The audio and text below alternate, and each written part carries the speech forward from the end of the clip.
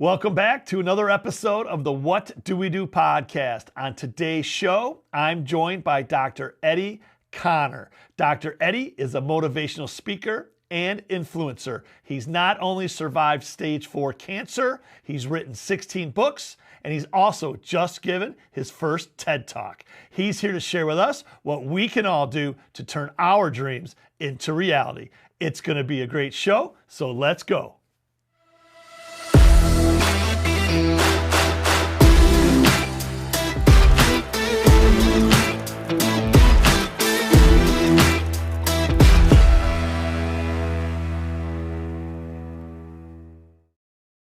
Hey everyone, welcome back to another episode of the What Do We Do podcast. I'm your host, Dewey Steffen, and today is another guest episode. That's where we bring on a leader in the community who has a story to tell, knowledge to share, and advice to give. And then we invite them on into the studio to join our team, where together everyone achieves more. And today's guest is Dr. Eddie Connor, and he is such an amazing leader in our community. I'm going to tell you just a few things about him, and then we'll bring him on. Dr. Eddie is a best-selling author, college professor, international speaker, and TV host. He also is a survivor of stage 4 cancer, and now he spends all of his time empowering others to overcome their obstacles. Truly amazing. In addition to that, Dr. Eddie has authored 16 books, including the one we're going to talk about today, Identity, and the critically acclaimed My Brother's Keeper. In addition to that, Dr. Eddie is a recipient of the President Barack Obama Volunteer Service Award and the Presidential Barack Obama Lifetime Achievement Award from the White House. Also, I'm not done. He is recognized as one of the top 35 millennial influencers in America and listed in the top 100 leaders in Who's Who in Black Detroit and named to Michigan's Chronicles Top 40 Under 40. Last, but certainly not least, Dr. Eddie is the cousin of one of the world's most influential entertainers and musicians, the late legendary Prince.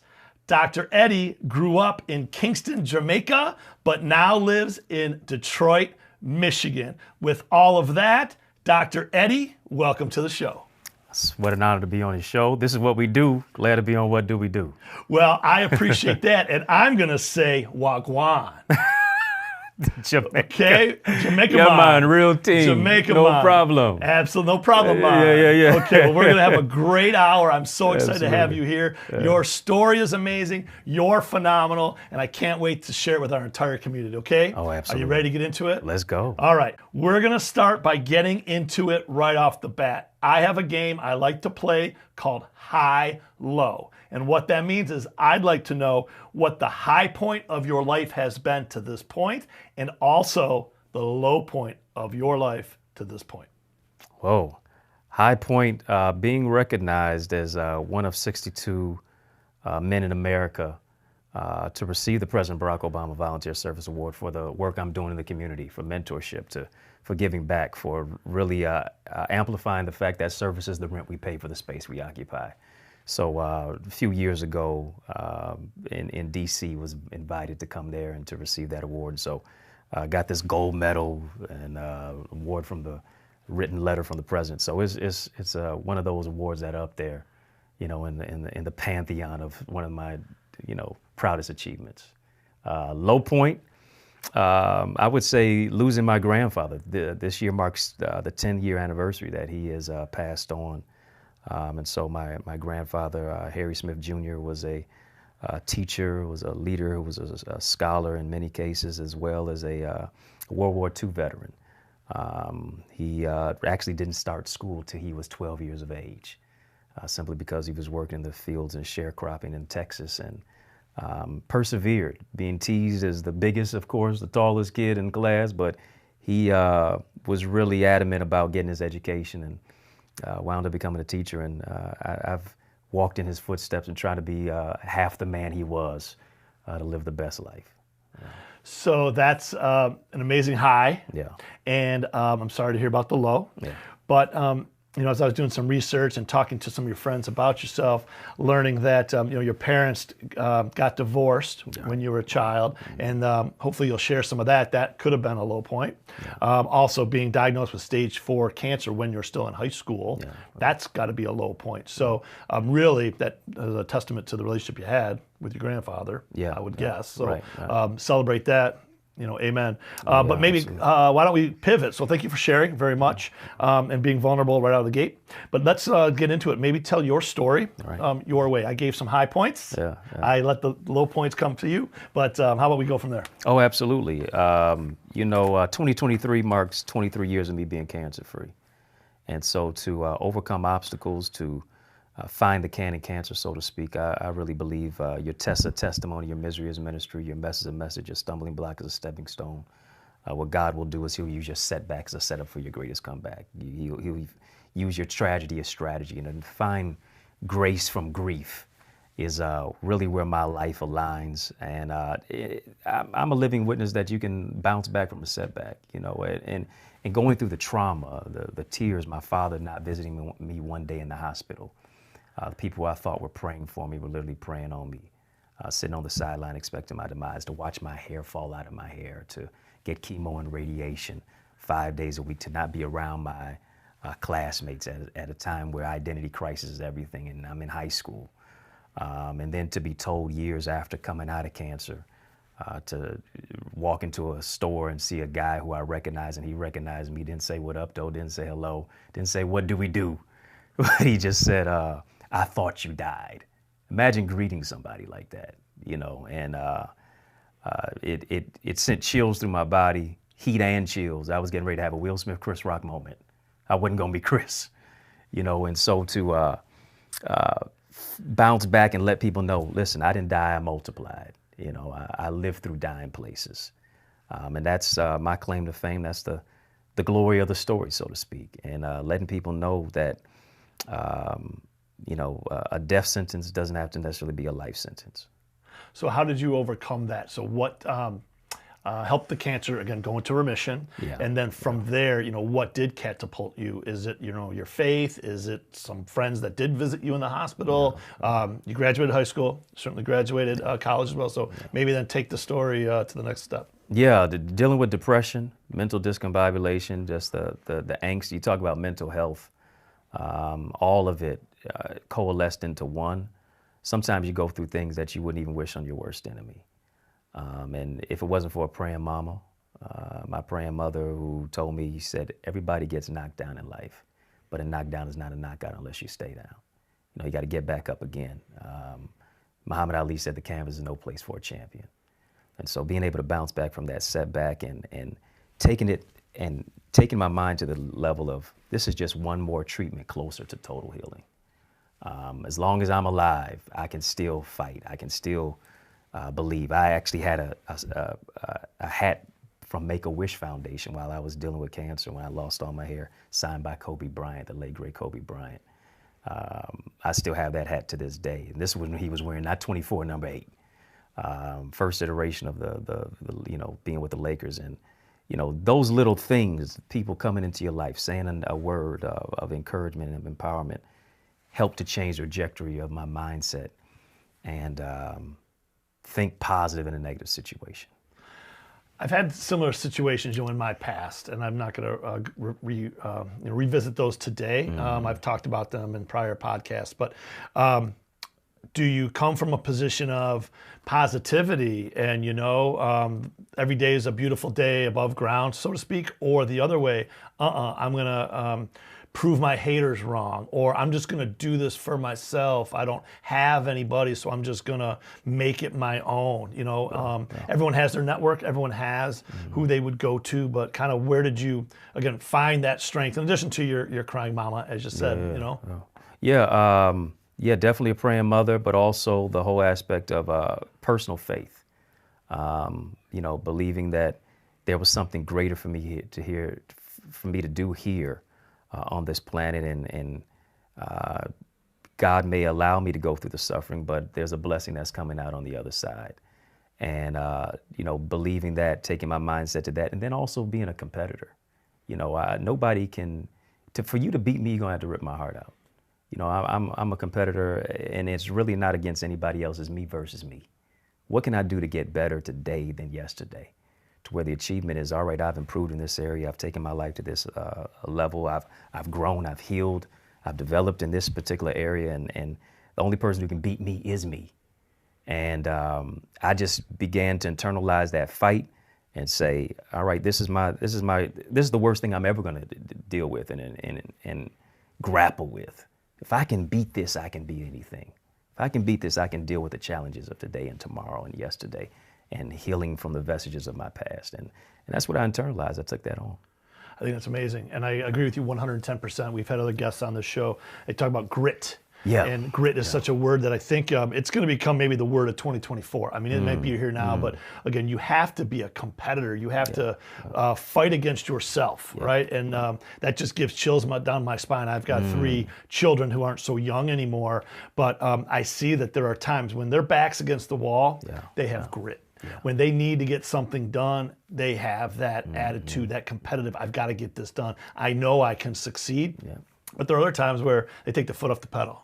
They just like, yeah, this is cool. And whether that's a C student that could be a B student that could be an A student, but hey, all I got to do is get a C to pass the class, right? And so I think at some point you can't, I don't have the eloquent speak that you have, Dr. Eddie, but you have to take a pause once in a while. You burn out if you cruise all the time, I guess, at your highest level. But do you know what I mean? Where I'm going to spend my time trying to peel back. How do people find that grit or that competitive? Because whether it's in the inner city of Detroit to the suburbs, where some people that have a better means are left alone because different situations. Do you know what I mean? It's like an individual situation. I think so, and I think it's life situations. 2 people can be going through the same thing, and one internalizes it differently. I think it's really about a mindset shift, to where you can go through and not, some people can go through and not grow through. And I think the grow through comes through the grit of what it is that you experience and say, all right, there's something better for me on this other side. You can't just rest on your laurels. You can't get down on yourself. You deal sometimes with the continuum of depression, of mental angst and anxiety and things of that nature. But it is the fact that I've overcome, and I'm taking one step to get better each and every single day.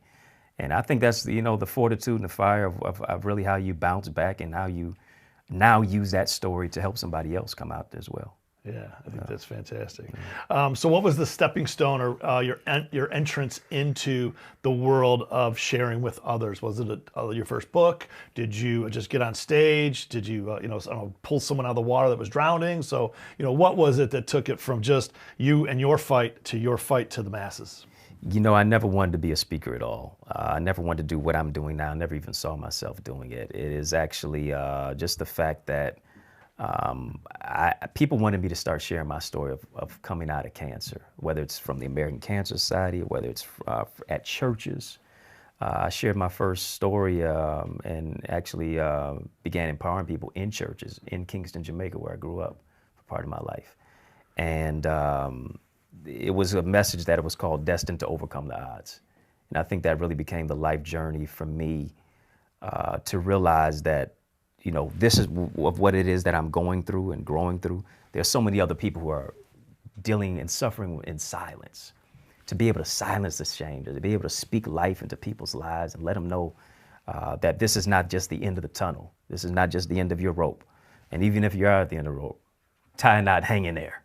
And so it started from that, and I was kind of forced into it. But it became a love for me to be able to see the reaction, to read the people's faces, to hear the comments and the feedback after people, wow, grown men come in with tears in their eyes. That really spoke to me.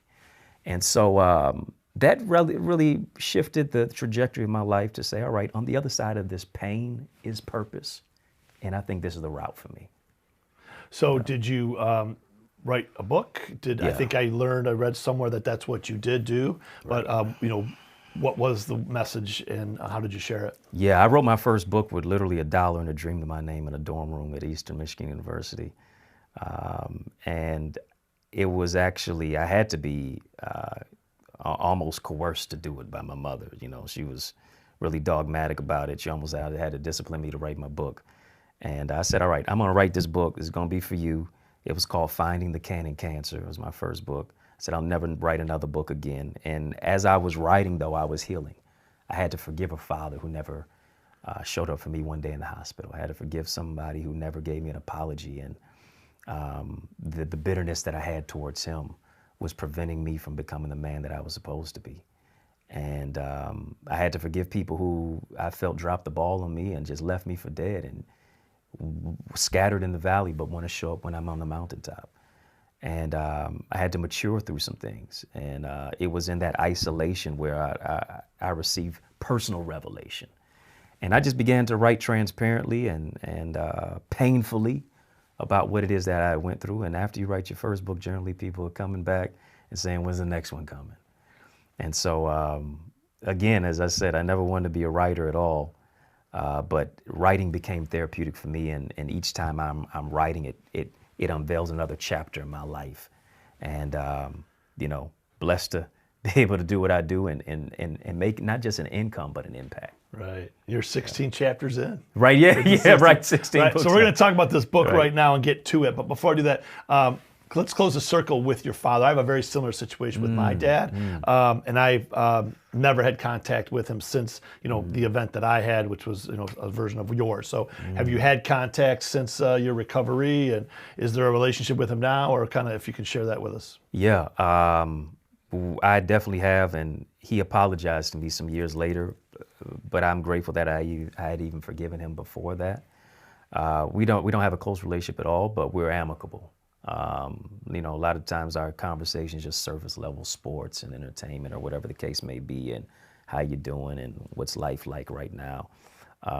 But I've settled with the fact that he is who he is, but it's not going to stop me from being who I'm supposed to be.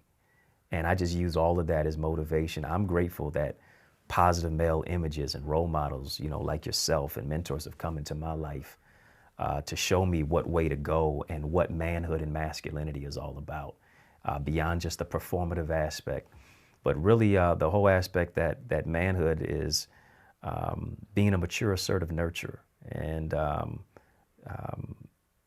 accountability, responsibility, maturity. And I think mentors are people who come into your life. Life teaches you in two ways, mistakes and mentors. It's better to learn from the mistakes of a mentor than to make your own.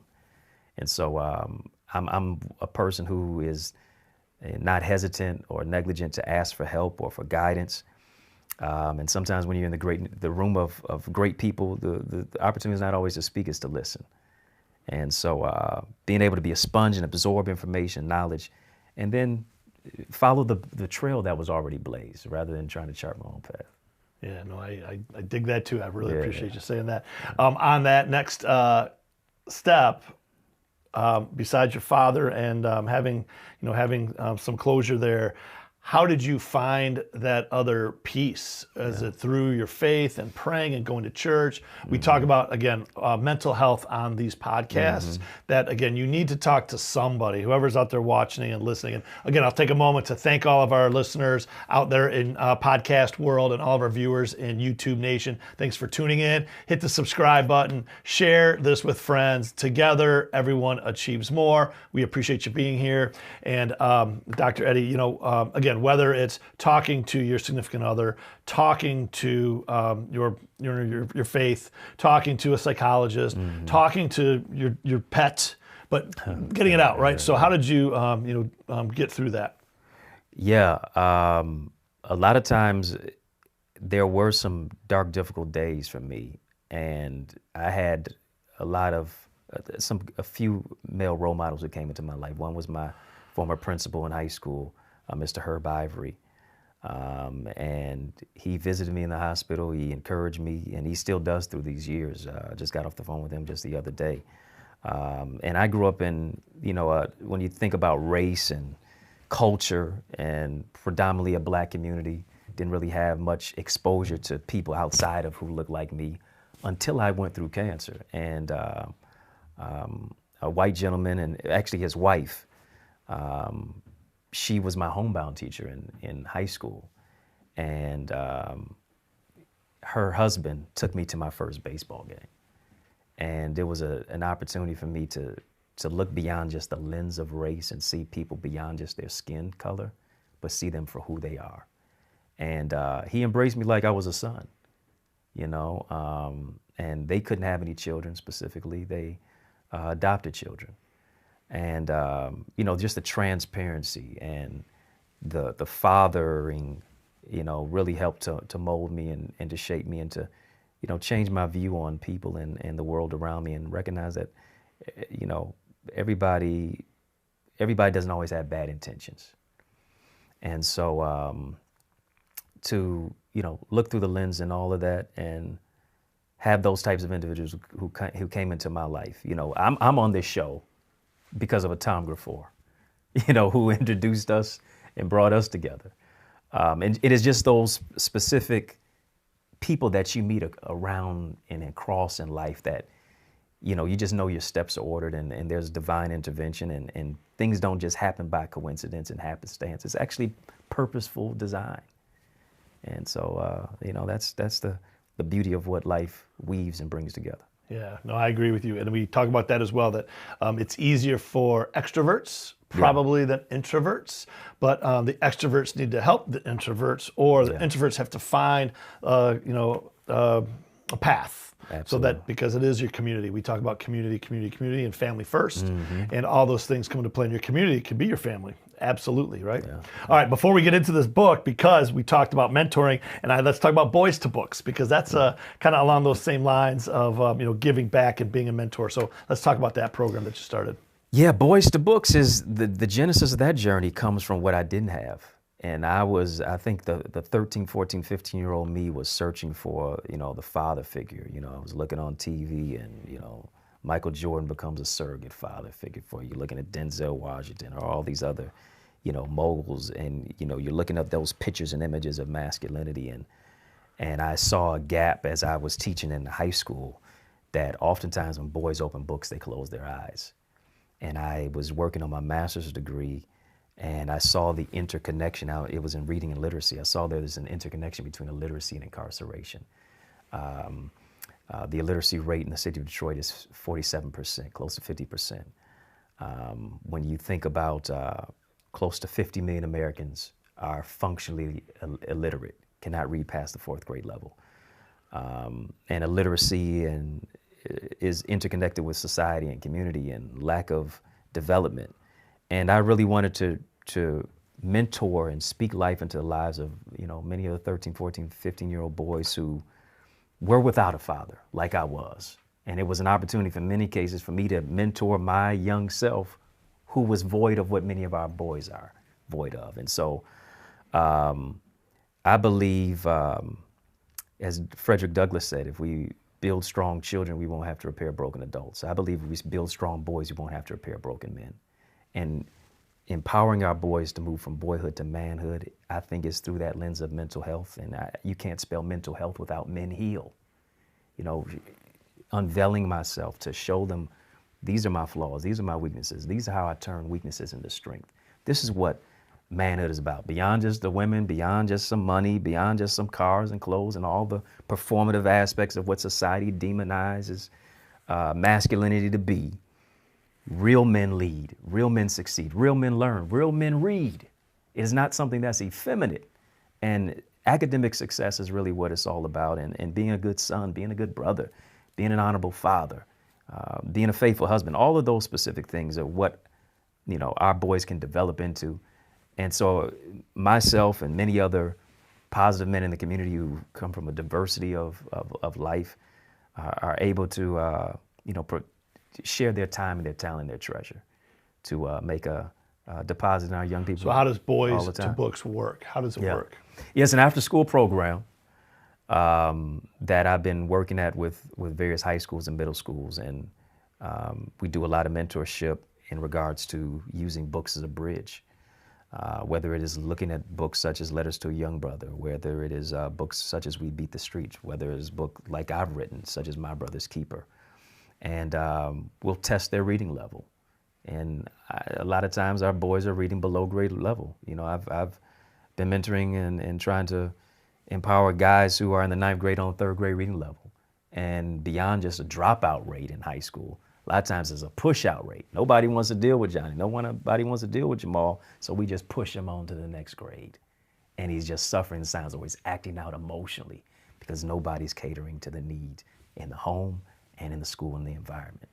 And so I try to be the bridge to, you know, between the principals and teachers and the parents to provide some connectivity. Well, that's fantastic. Yeah. Really is. Okay, next on that would be identity. This is the 16th book, Dr. Eddie Connor. So let's talk about it. What's the genesis? What made it come to fruition? What's it about? And what are we going to do with it? Yeah, you know, we're in this post-pandemic world, and I think everybody's trying to figure it out, whether it's churches, communities, organizations. Where do we go from here? And I think we're all going through, to a certain degree, an identity crisis, and we're just trying to figure it out. And so the subtitle of the book is Keys to Discover Your Uniqueness and Unlock Your Greatness. And I really believe that somebody's waiting for you to become who you are so they can become who they're supposed to be. Here's the question: how much longer will you make them wait? You know, whether it's a book, whether it's the business, whether it's the blueprint for change the trajectory of society, you got to shake things up. You got to, you know, be a disruptor. And I think those are the type of individuals who think big and are imaginative about life and society, who are going to change the trajectory of our culture. Can you share maybe some of the most, you know, I don't know, powerful or impactful messages that are either in here or other, you know, your other books, and really, you know, what the audience, you know, received and what was the result of it all? Yeah, I think it comes from chapters in my life, and it speaks to the aspect of personal transformation. And sometimes that personal transformation is traversed through the road of trauma. Trauma, to a certain degree, as many researchers have suggested, becomes a light for the cauldron for people to actually do something worthwhile. Because I've been through something, because this hurt me so much, I don't want to experience that pain, and I don't want anybody else to experience that pain either. So now it becomes the drive, it becomes the moving force for me to really change people's lives. And so healing, transparency, overcoming trauma and personal truth is really what it's all about. And then also categorizing our relationships. I think if we can, you know, have emotional intelligence and relational intelligence, you know, we can live life not impulsively, but more intelligently, to where we're able to provide transformative change in our community. There's a lot of folks out there with low self-esteem. There's a lot that are not confident. They're just guarded in many, many ways. What advice would you give them? And again, is it in some of the books that you've written, or is it just from some of the speeches and some of the motivating talks that you've given? You know, what advice would you give to help them, you know, boost their self-esteem, boost, you know, their morale? Yeah, I think you got to affirm yourself. You got to affirm yourself. The words that you say to yourself are more important than the words that people say to you about you. And a lot of times we allow what your uncle said, or what your friend said, or what your hater said to cloud your judgment. And I think you got to take the time to look yourself in the mirror, to write yourself a note, to chart your goals, to speak life, to point at yourself and say, I'm coming out. There's a king inside of me. To our sisters, there's a queen inside of you. My better days are not behind me, they're ahead of me. You know, I believe your future or your funeral is on the tip of your tongue. You know, your words create your world. What you speak into the atmosphere will appear. Death and life is in the power of the tongue. And so I think when we begin to tell ourselves what we can do, as Henry Ford said, if you say you can or you can't, you're right. You know, and so we have to right our wrongs about ourselves. And I believe that's going to change our identity. When we come into a room, we'll change the atmosphere with our personality and not moving pride and ego, but actually just move into the whole aspect of personal development and identity. Yeah, I agree with that as well. So thank you for saying that. And kind of a fast fact or a funny fact of that, when I was in my 20s and had roommates after college and kind of getting started my career, I kind of had a little bit of low self-esteem. I certainly had many blessings, but I also knew that compared to my roommates, I didn't stack up in many ways. And if you're out there, don't hold it over my head. But so I used to get in front of the mirror every day, and I would like yell out to the house in the mirror. So that's what I'm referencing. I used to say, you know what, guys, I can't wait for tomorrow, as I'm looking in the mirror. And they're like, why is that? I go, because I get better looking every day, right? So you have to have something to, whether just to give yourself that confidence. But I like to have deep conversations with folks, and I'm going to challenge you right now. There are many that say you don't do that. You keep it quiet. They say go off into the desert and train in private, and don't speak it into existence. Quietly go prepare, and then come back the warrior and destroy what it is that you're up against, right? I've always said the opposite. I've always said speak it into existence. Whether I'm competing, whether we're doing business, it's not like against someone in a negative way. It's just to tell myself I don't want to become a failure. If I've said I'm going to do something, I don't do it. Then I've fallen short. I'm a failure. I've not been a man of my word. So it doesn't always happen, but that's the approach I give, is where I say this, I'm going to win. I'm going to do this. I'm going to do this. Where others, to me, say you got to talk less and just prove it. Silently do it. What do you think about that? If failure is loud, success has got to be even louder. And I think you got to get loud with you about you and where you want to be. You got to let the atmosphere hear it. You gotta let the environment hear it. You gotta let the hater hear it, right? You gotta let yourself hear it before you expect to receive it and before you expect it to manifest. And so, closed mouths don't get fed on this boulevard. You gotta get loud about what it is that you want and what you expect, and then the work ethic has to now meet the language of what it is. When you think about Tom Brady, he said, they asked him what's his favorite Super Bowl. He said the next one. Right. I'm putting it out into the atmosphere. Listen, no, I'm not a fluke. I'm not a one-shot pony. I'm not a one-hit wonder. You're going to see me over and over and over and over again, because, success is equivalent to greatness. And so you got to tap into your own greatness and get loud about it. Good. Well, I'll give you one of these. There we go. Right there. Right? You've got to let it happen. It's what do we do? That's exactly right. Absolutely. Well, on that note, there's another gentleman out there, Gary Vaynerchuk. You familiar? Yeah. So he says something a lot, which is, if you don't expect anything, you'll never be disappointed. And I know what he means, but I take it more literally, to where he's like, you know what? You want to not be disappointed. Don't have expectations. Just give. Don't expect. And I have a different quote that's in our office, which says, "When much is given, much is expected." Right? And I challenge to kind of, am I right? Is he right? What is it? If you're out there and saying you're going to do something, or I'm going to provide you with, opportunities others don't have, you need to execute those opportunities. But then there's disappointment if you've given and you haven't received. So, any comments to that philosophy or that thought process? Yeah, it is kind of a chop wood and carry water type of aspect and mindset. And, you just keep your head down. You just plant. And, if the harvest comes, it comes. I think you do have to couple that mindset with the whole aspect that certain people in your life are assignments. A lot of times we try to make friends assignments. We try to make associates assignments. We want advisors to be friends. But I think there are certain people who are assignments in your life. And when you have the mindset to impact, to empower, to enhance, to cultivate, you have to understand that you may not always get it back in the same way that you gave it. I may not get it back if I planted this particular arena from this particular person. They may not be able to pay it forward back to me, because what I may be, they may have the intent but not the extent. And so I have to understand that it may come in a different space at a different time from a different person, and I have to be okay with that, even in a different year. But it's going to come back to me. It is a law of sowing and reaping. I can't just put out good and it not return back to me, right? And so we just can't always expect it in the same way. Sometimes you just have to expect the unexpected, and it's just going to happen in his own time.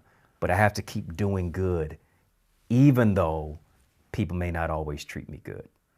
So again, that cliche of you do good Yeah. and you'll do well. I understand that, and I do certainly the same way that just be a giver and you'll receive blessings, whether it's directly or indirectly, absolutely. But again, when you go back to grit, you go back to hard work, you go back to what you're doing and what you're trying to accomplish, whether it's overcoming an illness, whether it's building a business, whether it's graduating at school, whether it's mending a broken relationship, you have to put in that work. And when you put it in, I guess the other person may not reciprocate. Yeah. But I guess at some point, somebody's got to be held accountable, I guess, right? And so I don't know, maybe that's a struggle that I have, that it's hard to just, hey, maybe they won't come back the way you want. Maybe that they won't return your phone call. You've written them letters, you've tried to reach out, they just keep giving you the middle finger. Just let it go. Let it go. Yeah. It's kind of hard to let it go sometimes. Do you know what I mean? Yeah, it's tough. And I've internalized it as no means new opportunity. Rejection is direction. Rejection is redirection. They're going to have to embrace you one day or the other. It may not necessarily be in the time frame that you specifically expected, but if you keep working hard, if you keep focusing on your purpose, if you keep following the route to your destiny, those same haters are going to become cheerleaders. I've seen it happen time and time again. Yeah. It never fails. Yeah. And for all of our younger viewers and our younger listeners, and again, this could be for anyone, but we're talking to you. Like, if you're a teenager in your young 20s, and heck, even if you're in your 30s and something's going on, listen to what Dr. Eddie says. Seriously, turn it into an opportunity. Turn that lemon into lemonade. That's the only one I got. I go. No. You know that's bars. That's bars. You got it. So let's talk about what happened recently, and we're going to come back to a few more things. But the TEDx, TED Talk that happened here in Metro Detroit recently, and so I was not able to be there, but I heard about it, and so maybe share that experience, share what you talked about, what your topic was, and what you shared, and then what you thought of the whole event and all that goes with it. Yes, TEDx was absolutely phenomenal. To have a collection of inventive thinkers and leaders, people who just want to push the envelope and make you think outside of the box. I was so blessed and honored to be on that stage. It felt like it was something that was so elusive to me, like I would never get the opportunity.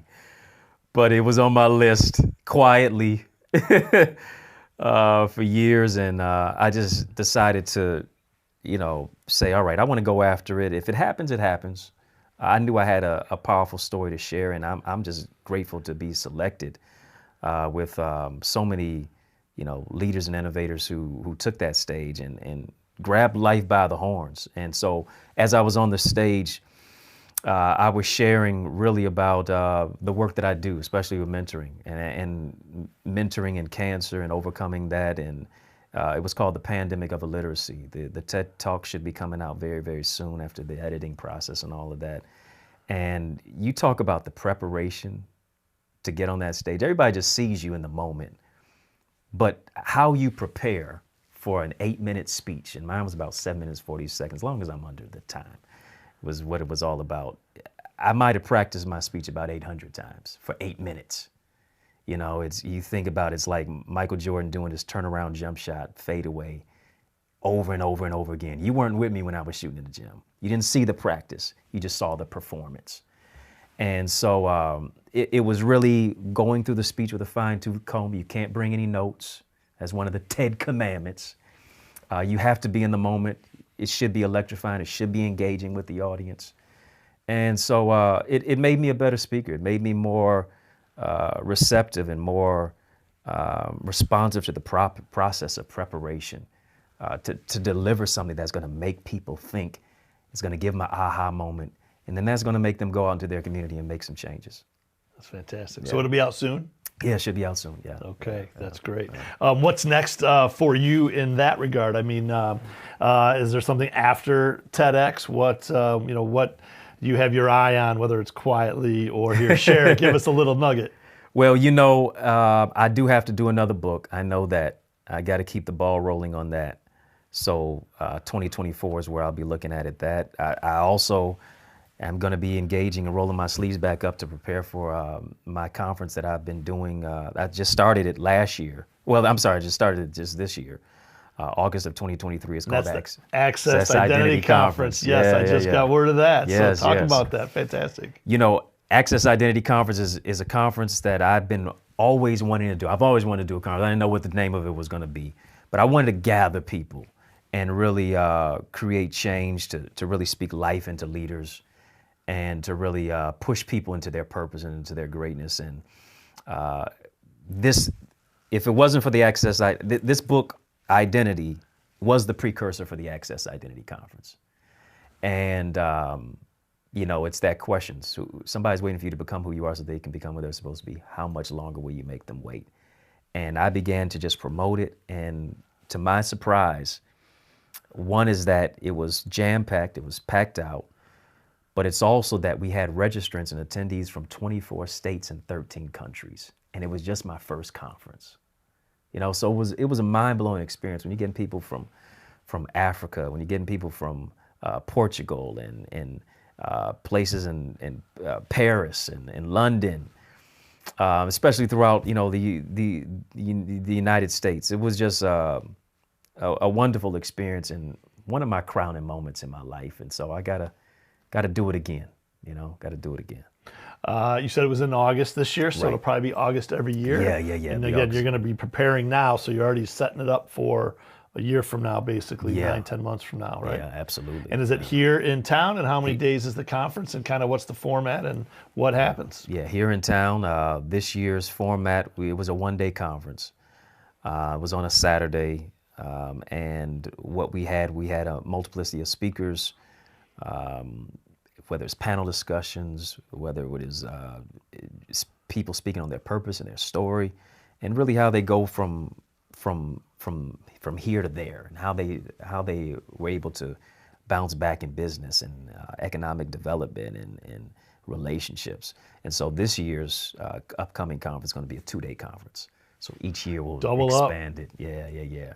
Maybe the year after be 3-day, but you know, it left people wanting more. You know, people saying, "Wow, I need more time. I need another day. When are you gonna do the next conference?" I'm like, I'm just coming off the stage 3 minutes. This conference ain't been over yet, and they want more. And so that's a beautiful thing to leave people wanting more. And so we're gonna give them more. Give them more than they bargained for. 2024, 2020, give them more. There we you go. right? There we go. I love it. I love it. yeah. More in 2024. That's More what it in is. 2024. That's it. On that same note, let's talk about the Eagles Academy. That Yeah. I don't know if I know it's not the same thing, but probably has some similarities. So that's something that Tom Graffor and I have talked about. Again, he's one of our senior wealth advisors at Great Lakes Wealth, and we appreciate him every single day, but certainly for connecting us. Yeah. But let's talk about the Eagles Academy. Yeah, and Tom Graffor give us more. Give us more, Tom Graffor. We'll say that at the office every day. He's gonna say, "What about 2025? I'm alive." Right. With the Eagles Academy, it's really a gathering of leaders who are going to be accountable to each other, and we talk about steps on how to soar into success and purpose, and what does success look like beyond just money. What about your mentality? Beyond just claim and your big name. How are you in your household? How are you in your home? What about your mother wounds and your father wounds and the things that you need to heal from? Personal success that you can't necessarily quantify with a dollar, but it's your dream, it's your determination. And then how does that merge and connect on the road to purpose as well? And so I really believe, if you get all that right, your ideas will increase, your impact, your influence, and your income will go up as a result. And so we touch on those specific areas. I do it every single week where I teach class or I bring in other speakers and leaders in the community to talk about their journey, to share with people those steps and tools for success and purpose. We do it every single Wednesday night, 7:30 p.m. People can join us by registering at theeaglesacademy.com. And so it's a really powerful time of networking as well, community development. We have a private Facebook community. We've got learn at your own pace types of teachings and trainings and tutorials in our video portal as well. So it's really an online community that has really brought a lot of change for some people. So it's in person and it's weekly on Wednesday evenings? Well, it's all online. All I'm online. teaching Okay, got via it. Zoom. Okay. Yep, and so people can just chime in wherever they are. I mean, we have people who are as far-reaching as London who are part of our academy community. And so they all just connect on a link that I give them through Zoom, and I'm teaching, and I'm trying to make it interactive and personable. And you know, we're laughing, we're crying, we're taking notes, we're gathering information, we're exchanging ideas, because I don't come in having it knowing all the information. I believe a know-it-all really knows nothing at all. And so I love to learn as I teach.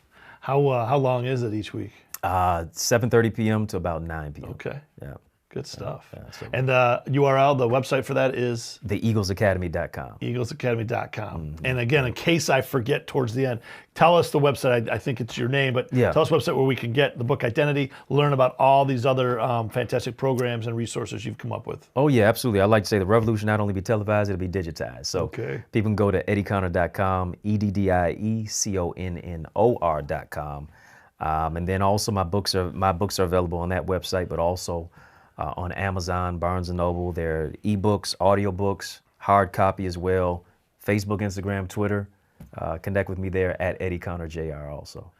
Get it, check it out for sure, do all that. Well, we're going to transition to a part of the show that's my favorite, Dr. Eddie. Yeah. And anybody who's been watching or listening knows that this is absolutely What Do We Do, okay? But for the next 5 minutes or so, we're going to change it up, and we're going to call it What Dr. Eddie Do, okay? And that's a segment of the show where we ask you, what would you tell your 18-year-old self or 18-year-olds out there today so that they maybe can live their best life?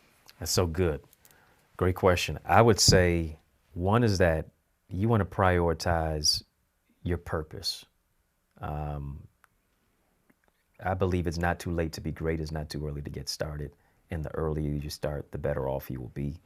And then also surround yourself with people who want more for you than they want from you. Too many times we have people who will make more withdrawals than deposits in our life, and we end up bankrupt emotionally, mentally, spiritually, relationally. And so be around people who honor who you are, your humanity, and prioritize your mental health and your purpose. My man, love that. Yes, sir. Booyah again. There we go. Well, let's talk about maybe, again, those younger listeners and those younger viewers. Again, whether it's, and I'm going to do it that way. If anyone out there is like a journalism major or someone who really does want to write their book, and as you said, I don't know, with $1 to your name and I don't even know, whatever it was, mac and cheese in the fridge at Eastern Michigan University, right? Right, and right, again, ramen noodles. At ramen, we you all go. know how that goes. But yeah, so let's talk about, again, we're going to focus now on a few minutes on just our younger listeners, our younger viewers. What can they do to not just survive, but thrive? You just said to the 18-year-old, self what you would do. But in general, like, again, just besides just getting started, and we say that at our office all the time, how do you start investing? Just get started. Do it now. Don't wait till tomorrow. But again, let's say just writing a book. What would be the advice you would give to a young person? I don't know, anybody who wants to start and write their first book. Well, listen, I'm so glad you asked, because I actually have a bestseller book blueprint that I actually have. It's an 80-plus page document where I walk people through the steps of what it takes to get your manuscript to the marketplace, to where your words can really change the world, to be able to write your book, how to process it, how to develop your language, your literature, all the steps of what it takes to go from nothing to something. And that's at accessidentity.org/book. And people can actually go there and get information and download that. And so I think it is, first thing, you just have to take the step to actually do it. You got to carve the time out. Most people, after all is said and done, more is said than done. This is what I'm about to do. This is what's going to happen. Until you schedule the time, until you take the time to say, whether it's 15 minutes a day, whether it's 30 minutes a day, that you're actually going to put in the work to make it happen, you're not going to see the reality and the fruition of it come to pass. And so 80% of people want to write a book. Very few actually do. So fine line between doers and wishers. And then is there something besides, again, once you write it, and we've had other guests on the show that have written and been published as well, and they say it could take up to 2 years, write 8 pages a day. I mean, everyone's got their little, just keep going, right? Just keep chopping that wood, so to speak. Yeah. But, after it's written, whether it's on a laptop or old school on a notepad or, pages in a diary, what's the next step? I mean, it used to be go find a publisher. Now you can certainly self-publish, but again, get your book blueprint. That might solve the problem. But is it too much to take on? Well, here's the thing. Now it's consumer to purchaser. It's more so contributor to consumer now, to where you cut out the middleman. And so people can do whatever it is that they would like to do, especially through the prism of social media. How do you brand yourself? How are you going to market yourself? Who's your niche? Who is your specific audience? You being able to itemize and define what it is your vision, what is your mission, what is this particular book about, and then also how do you relay that information to the next person, to the audience? It doesn't matter if somebody has a major traditional publishing book deal. If you even are a self-publisher, and you go with it with that grit and that grind and that mentality that you need this book and that you need this product and this is how it's going to serve your need, there's no way that you can't succeed. Just got to get it done. Got to get it done. Keep focused and make it happen. Yeah, absolutely. One day at a time. Yeah. Another question kind of on the same subject. How do you stay motivated? How do you stay continuously striving to do something else? I want to finish my first book, so I'll talk to you after the show about that. But you got 16, so just let me borrow one. I got you, bro. I mean, I play golf. I've been playing golf my whole life. I don't have a hole-in-one. I got friends. I got 10, 12, 20. Yeah. Just give me one. Just, I got a bunch of stuff. Maybe you want one of my things. I don't know what it is. I got a shirt. I'll give you a What Do We Do shirt, right? But anyway. Well, you help me on my golf game, with the book game. But anyway, so again, what is it, maybe that's, I don't know, something from inside? Is it just, again, what is it once you've got to the top of the mountain, once you are where you are, what keeps you motivated to do whatever it is that's next? Well, here's the thing. I think motivation is a continuum for me because there's a lot of days where I don't feel motivated and I have to kick it into another gear with determination. It's not going to get done until I do it or unless I do it. And, it's kind of like that mentality. If it's to be, it's up to me. I don't feel like going to the gym. I don't feel like doing the work. I got to go past what I feel to experience what it is that I need to do. And I didn't always feel like writing books. I think the greatest blessing is doing what you don't feel like doing, but you got to find that spark of determination. What is my why? And because I discovered what my why is, I refuse to let what is going on around me or within me stop me from going to the next level because somebody's dependent on me doing what I need to do so it can encourage them to do what they need to do. Amen. Yeah. Fantastic. Well, maybe on that same note, then let's talk about amen and maybe some faith. Where does faith play into it in your world and what you think our society might be lacking or needs more in faith? Great question. I grew up a son of ministers. And so, church has always been in me. Christ has always been in me. Faith has always been a part of my life. Even not always making the best decisions, but being able to bounce back and come back and understand that there's reconciliation and forgiveness. And I think the moral depravity of what we're seeing in society is a lack of spirituality, is a lack of people have lost their faith identity. And we focus so much on valuables, but not recognizing that we're really valuable. It's not what you have, it's who you are. You'll never know who you are until you know whose you are. And everything else, the cars, the money, the clothes, the fame, the notoriety, the trips, this, that, and the other, it's all fleeting. You never feel fulfilled without faith as that source. You got to have a source that's bigger than resources. And I think when we get back to that, we'll see our homes change. We'll see our lives change. We'll see our children and our community at large, because the community is just indicative of the family. The community is just indicative of the family. And how we go will affect how society goes. So we got to get back to the true essence and the value of what life is. That going to happen? And if so, what's going to spark that? Because I agree with you 100%. Yeah. And we talked earlier, you mentioned about not having father figures, right? And men not being able to read, to lead. Yeah. But again, I think it goes back to whether it's Sunday dinners and whether it's, a broken family, but having a Sunday dinner. It's about that family unit and, again, coming together, family first. But, do you have a take on what it's going to take? Maybe there has to be a revolution. Maybe there has to be some World War III. Maybe we all have to just have lost everything to rebuild. Or do you have another, vision of the outcome to get us, back to where we need to be? And I don't know if we've ever gotten to where we really should be, really. Yeah. We're more connected than ever before, but more disconnected than ever before. And I think it begins with conversations like this. It begins with us understanding that we have more in common than we do separate and apart. It is the fact of, there's a quote that said, either we're going to hang together, we're going to hang separately. Either we're going to hang either way. What sacrifices are we willing to make for the betterment of our world, beyond just our pocketbook, beyond just our social media status or how many followers that we have. Because you can't really lead without following. And what am I following? What really sparks me? What really provides that ingenuity? What are the addictions that I'm dealing with? What are the past trepidation, trauma of what it is that I'm experiencing that I need to heal from and overcome?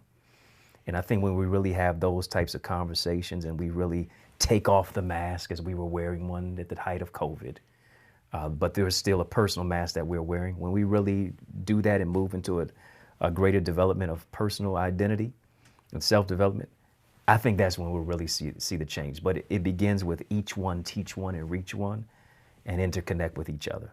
Yeah, it's going to be work. Yeah, it's going to be. It's a lot of work. It's a lot of work to unravel it. Absolutely. Well, we're getting close to the end here, Dr. Eddie. So I always want to make sure that I didn't miss anything. I know I probably got it all. Just kidding, for sure. You're not going to get it all in an hour, okay? But anything else that you want to make sure that our audience, our listeners, our viewers get from today that we haven't covered yet? Listen, I think everything that you're looking for is within you. The other day I was looking for my glasses, they were on my face. I was looking for my phone, it was on my ear. I was looking for my watch, it was on my wrist. A lot of times we're looking around for what we already have. The purpose, the idea, the leadership, the development, the identity is all within you. What will you do to sacrifice and take the time to actually pour into yourself and the people around you, so that you can become better for not just yourself, but better for society at large, and recognize that there's something that the world needs, but it can't be unveiled until it's first revealed. And when you discover it, you got to do something with it. Amen. Yeah. Love that. What's next for you? Where are you the rest of this year, 2023, and what do you see 2024 and beyond for Dr. Eddie Connor? Yes, the next part for me, lots of travel, speaking at different events and conferences. And then 2024, I just want to make massive impact on people's lives and really just help people to change their trajectory and to really tap into their uniqueness and their personal identity and their greatness, and to do something with it to where they can pay it back to help people move forward. Well, appreciate that. Yeah. Appreciate you. And I guarantee this last hour, you have done that in spades. So you might just be getting started to your 2024 mission, okay? I appreciate you and the opportunity. Thanks so much. What do we do? This is what it's all about. Absolutely. Our pleasure, 100%. Yes. And so with that, I'm going to wrap up today's show by saying, as I always say, live your best life, be radically generous, a great big booyah to ya, and another episode in the books, but we're just getting started. That's right. Booyah. The opinions expressed in this program are for general information purposes only and are not intended to provide specific advice or recommendations for any individual or any specific security.